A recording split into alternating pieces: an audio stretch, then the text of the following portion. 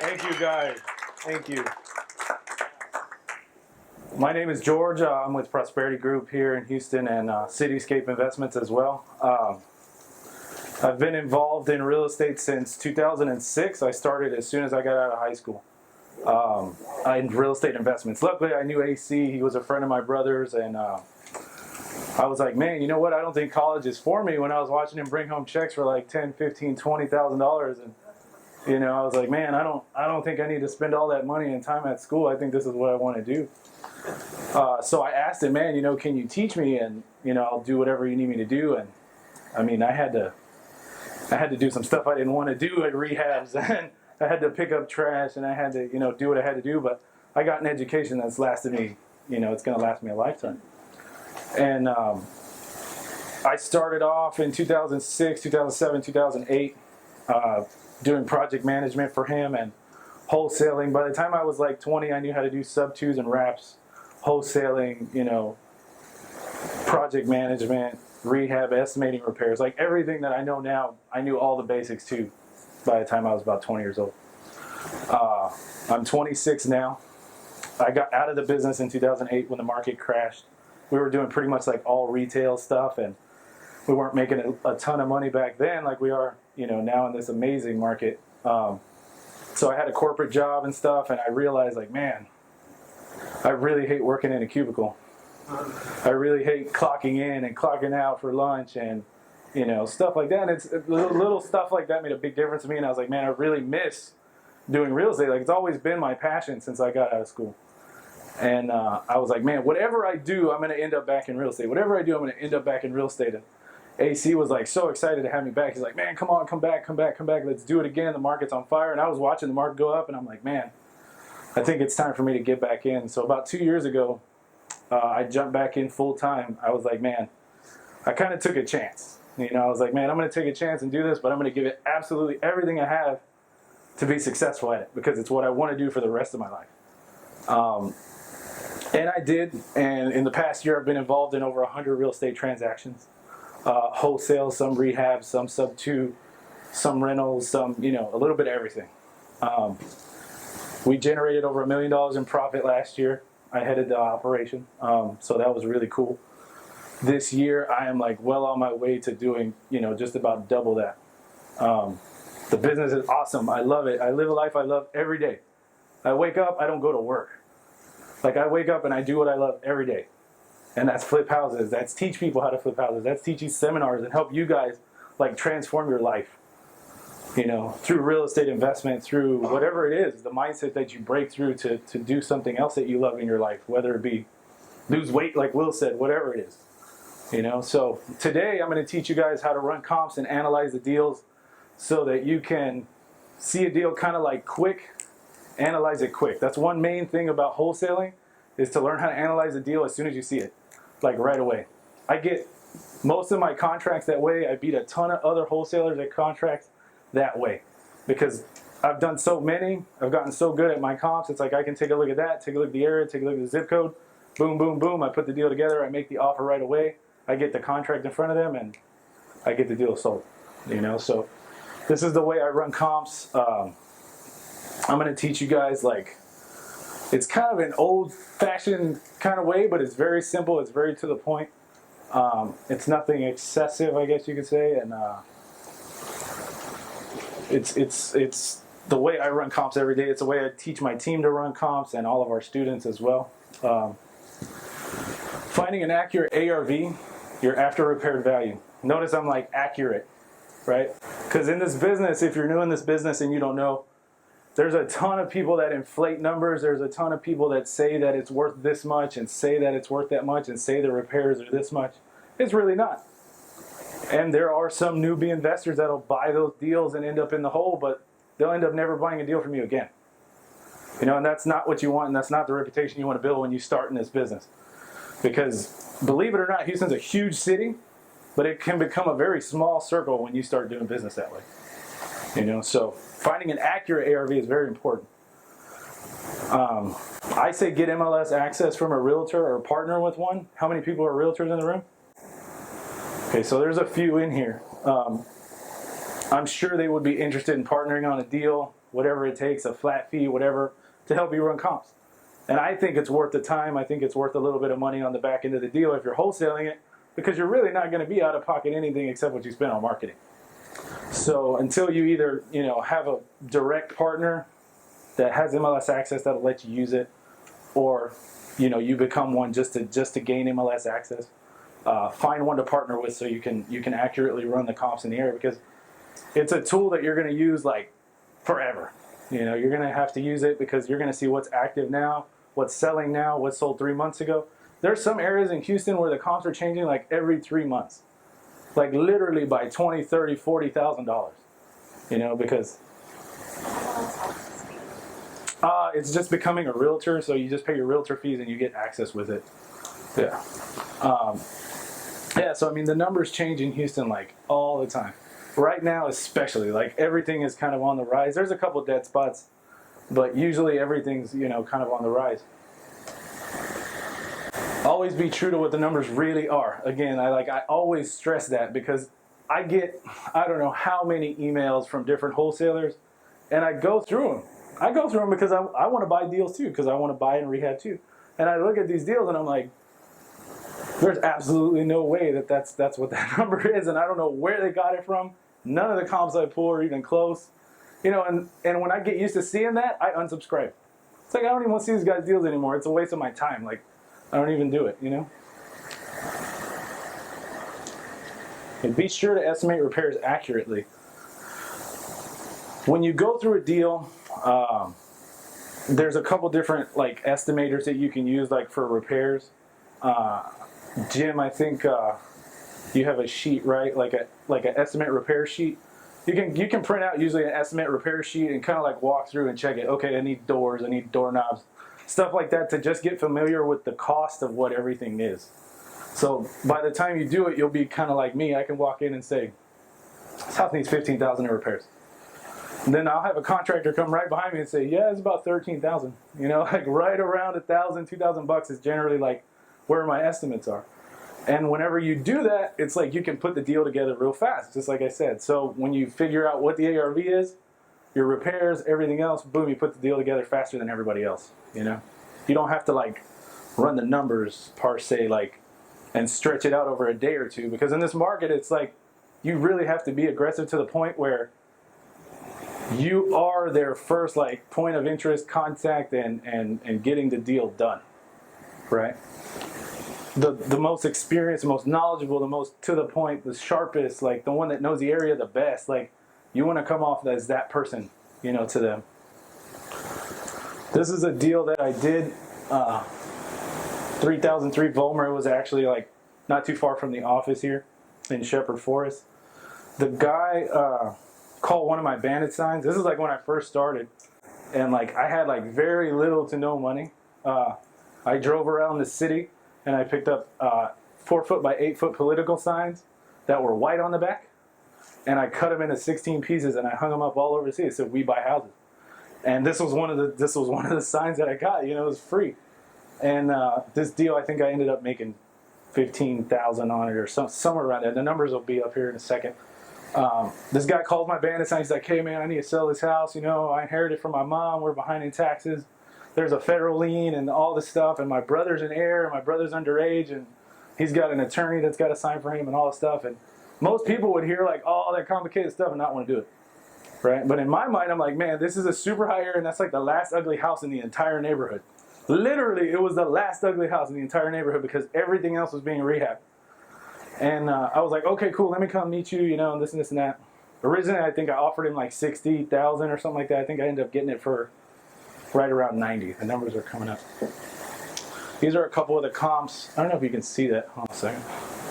Turn the light off.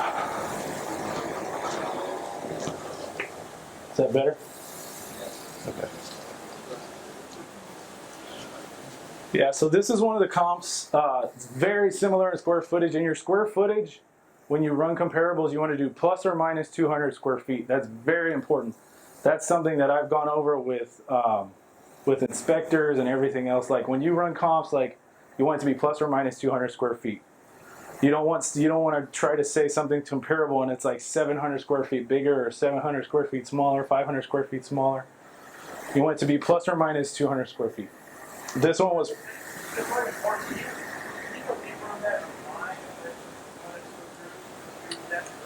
Yeah, it's because when you base it on something that's much larger, it's like price per square foot is like totally different, right? And the house, it's just more house. The lot size really doesn't make a difference either. It's really based on the square footage of the house. So depending on the size and stuff like that, and depending on material as well to do the rehab, it gets more expensive. Like everything else is just, kind of whacked out. So you want to keep it within that range as close as possible to the subject property that you have. Now, you can do this. You can compare, like in some of these properties, especially this one, this is exactly what happened. In this neighborhood, it's a trend to convert the garage to a master because most of the houses are 2-1s or 3-1s and they're very small. So they'll convert the attached garage into a master and they'll put a master bath and a stand-up shower and all that stuff. Now you can compare it to that.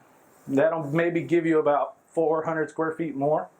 So you can kind of say, yeah, this ARV it's potentially this, but it has to be kind of a trend. You can't necessarily go off of it. Like in this neighborhood, it's a trend. Like almost every single rehab in the neighborhood is like that, right? So I took that and I was like, okay, give or take what the garage space is, this is an accurate comparable because that's exactly what they did. This one was the same square footage without the garage converted, but it was very similar in square footage as to when it was done. This one sold. Can't see the bottom of the thing there. Hold on a second.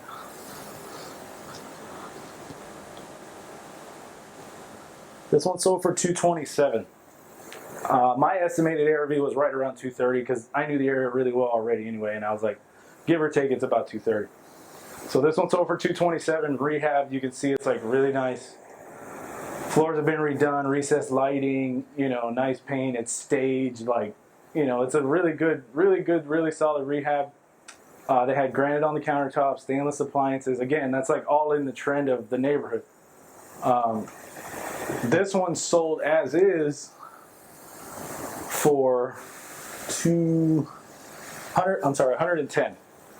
The reason I put an as is comp is because when you search these results, you can sort of see the trend of what stuff sells for cash. This sold for $110,000 cash. So like almost all the time, it means an investor bought it, they're going to rehab it and they're going to flip it, or they're going to rehab it and they're going to rent it. So give or take, usually you can find decent cash sales like this in neighborhoods that trend like that, and you'll know that's what you can sell it for. So I knew I could get at least about 100, 110 for this property, at least. So again, similar square footage, but this one's in as-is condition. So if you take a look at it, the kitchen's small, the cabinets are like super old stove. You can see it has like 2 burners on it. It wasn't really, really bad, but it was just as is, like not upgraded or anything near the rest of the houses in the neighborhood. Estimating repairs accurately. So again, use repair estimate sheets when first starting. It's imperative because you're not a contractor, right? You haven't done if you're not a contractor, you don't have the experience of estimating those kind of repairs.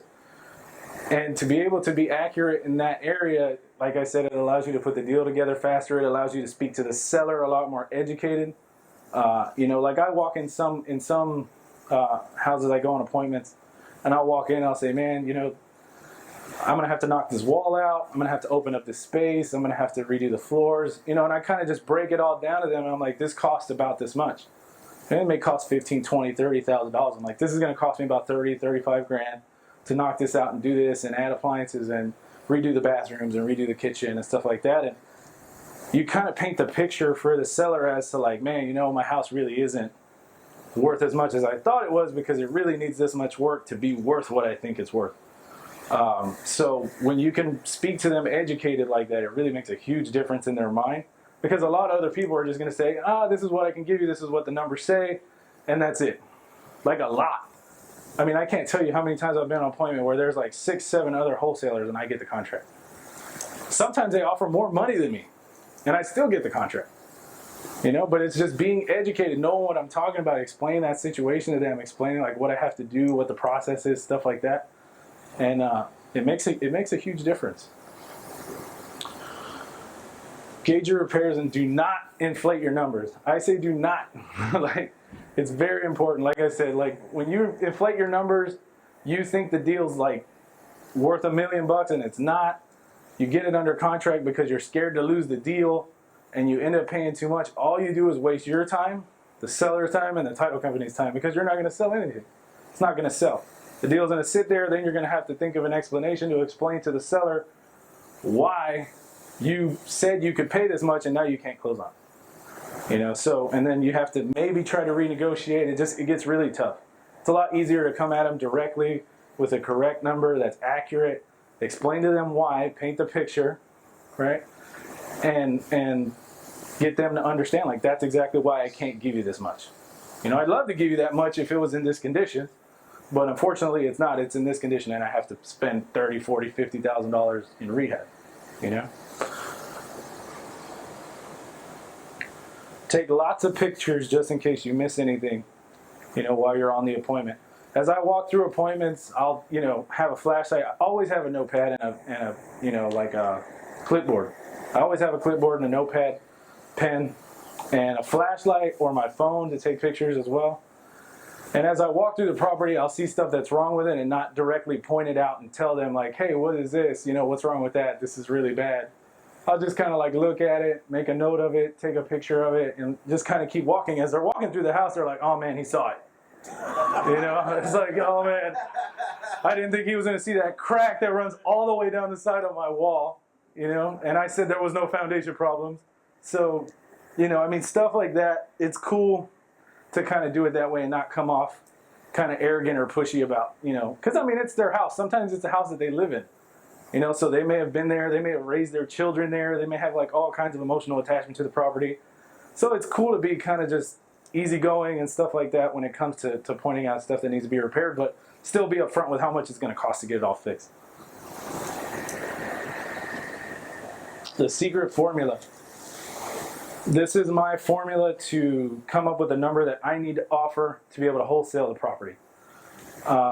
Successfully wholesale the property. Like, when you inflate numbers and you put this formula in, it may look like it makes sense when you inflate the numbers, but you're still not going to sell it, So it's your after repaired value times 0.70 or 0.65. As of right now, I haven't done a deal in the past 6 months that's been 0.65, 65%. Because the market is the way it is. There's a lot of competition. There's a lot of people paying a lot more money. And you end up making up kind of for it on the back end when you sell the deal right now. At least I know I have been, like on every deal. There's some deals that we sent out that I thought were pretty marginal, but were still good deals. And they ended up getting bid up by other people, because they really want a piece of the market. So ARV times 0.70 minus your repairs, minus your fee. So your fee, you can give or take, depending on how much you want to make.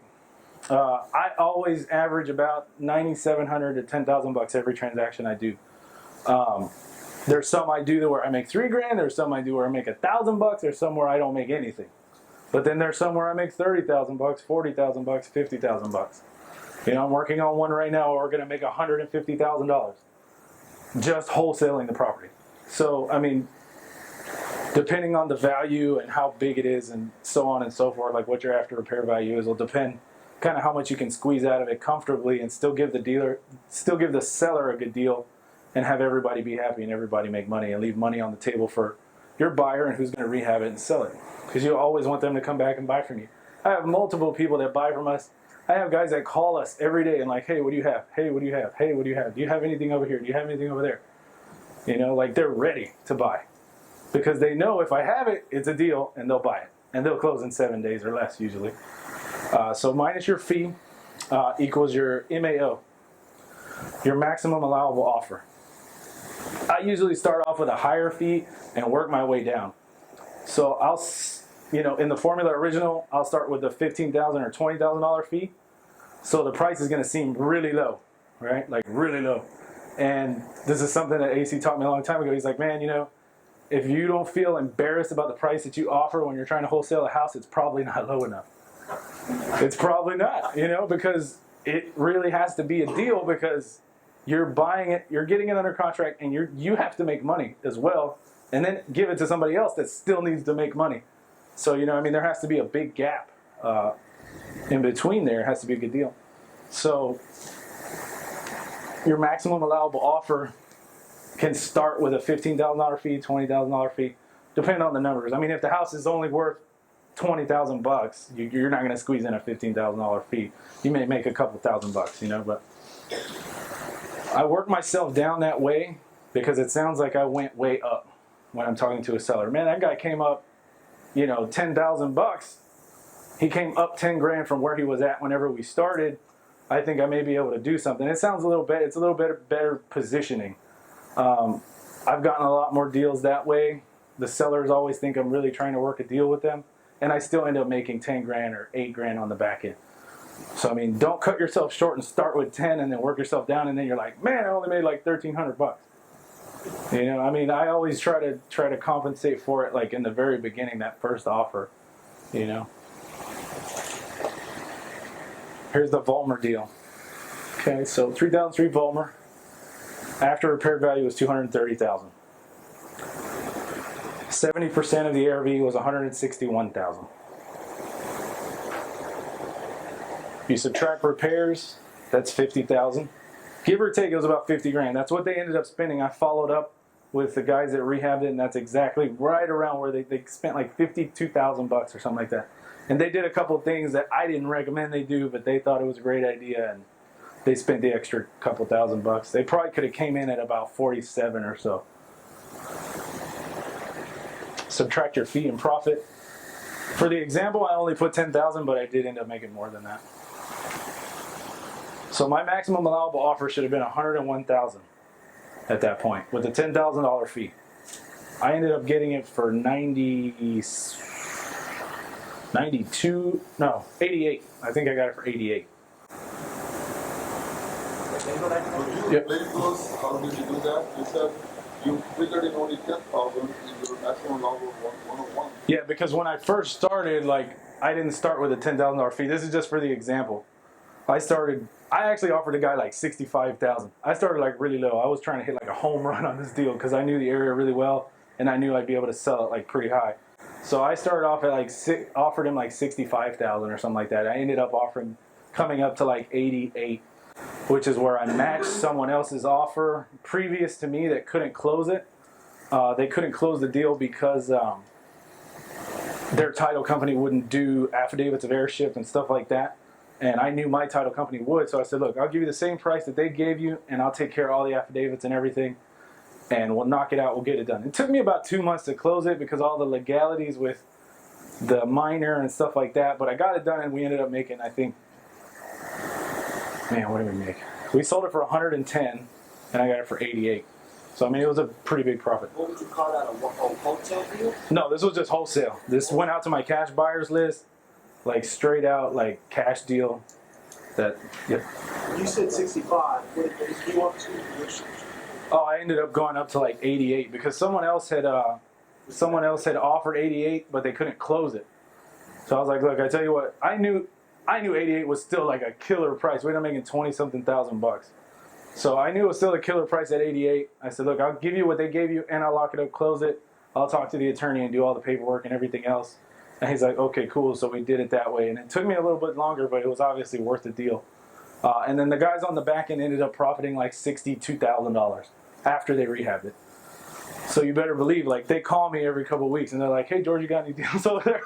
You know, like every time, you know, it's the same thing. And you want to keep repeating that like over and over and over.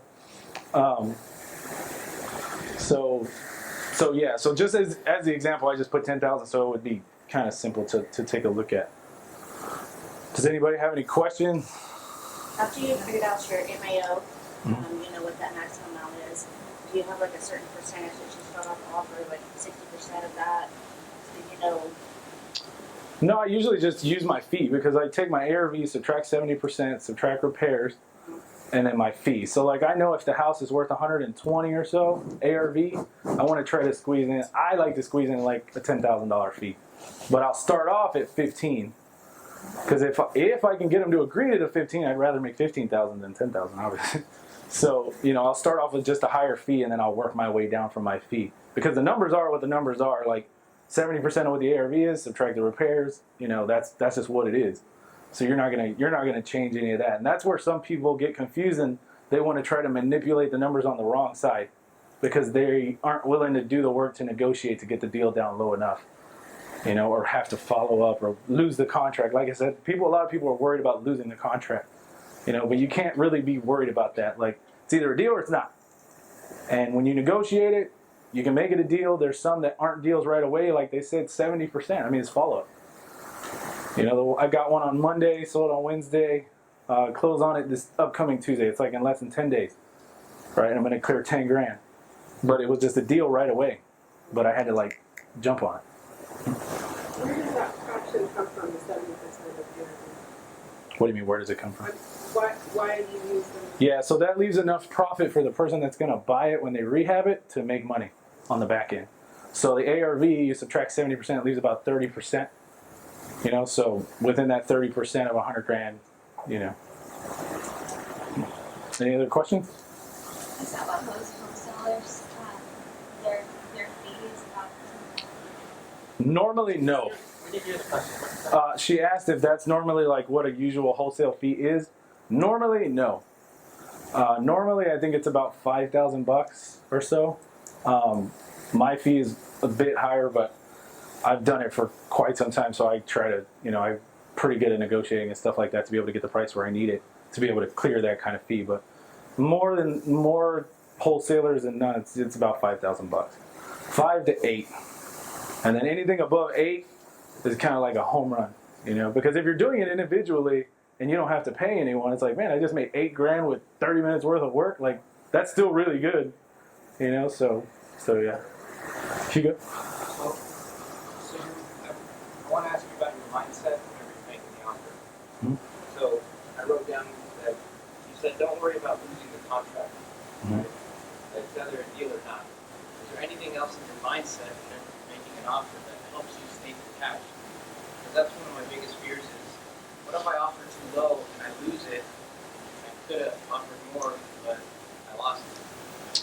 Yeah, so that's why when I speak to them, What's the question? he was asking me like what my mindset is whenever I make the offer so I can still kind of be detached from it so that I'm not worried about losing the deal. Really, it's just as simple as I say this to a lot of my students. It's just as simple as going to the store and buying something, right? Like if I go to Best Buy and I want to buy a flat screen TV, I'm not like, scared to buy the TV. I'm like, here's my money, I want the TV, right? So I kind of look at it the same way. It's like, look, this is what I can pay you for it. I want to buy it cash. I'll pay all your closing costs and everything. I know what I can go up to. And once I get to that point of that's the most I can go, that's the most I can go. If somebody else wants to lock it up for more, then they can go right ahead. But I'm going to continue to follow up after they do that because I know the numbers. I know the numbers really well. And it's like if they can't sell it, they can't sell it. I'm going to follow up. I'm going to end up getting it for the price I told them I was going to get it for. Then I'm going to make the deal work. So all they did was exactly what I told you guys not to do, and that's waste the seller's time, waste everyone else's time. They've wasted probably 30, 45 days of the seller's time. Does that scare 'em? Yeah. Does that scare 'em? The sellers? The buyers, you tell them like, hey, if I give you more, I can't. Yeah, the sellers. Yeah, I mean, I tell them all the time. It's like, look, I can't pay you that much because I won't be able to fund it. I won't be able to close on it. It won't appraise for that much. There's no way. You need to way too much in repairs for me to give you that much. So if somebody else is doing that, I'm detached. I'm like, somebody will pay you that much, go right ahead because it's not going to make any sense for me to do it and waste your time, waste my time, and waste my title company's time and everything. Yeah. Cool. One more question, then we got Will. Go ahead. Yep. When you first started out, did you have any concern about what if this is not the right property or making a purchase on a property that you feel like, oh my gosh, I don't have enough Yeah, see, and that's why I always stick to exactly what I write. That formula and the repairs, if you stick to that, you shouldn't have a problem selling it. It's a deal. That's where I don't doubt myself, because it's like the numbers are the numbers, and they don't lie. Yeah, yeah, especially right now. And especially right now, people will pay a little bit more, so you have a little bit more leeway to kind of mess up and still make money. So, cool. Yeah, exactly. And I mean, you have little to no risk wholesaling deals, so. Yeah. Last question. What if you don't have, what if there's repairs that doesn't need to be done? What do you do then? Yeah, if there's no repairs, which more than likely there's almost never none, Okay. it's usually carpet and minimum and paint, stuff like that. You just don't add the repairs. You do 70% minus your fee of what you can make. Usually those kind of deals, if you can get a good deal on it, it turns into a wholesale deal. Then you can list it on MLS and get full retail, and that's a whole another story. But yeah, cool. Now we got Will. All right, you guys give George a huge round of applause for taking care of you. Thank you. You guys learn a lot from George, say yes? Yes. All right, awesome. Good Thank you job. guys.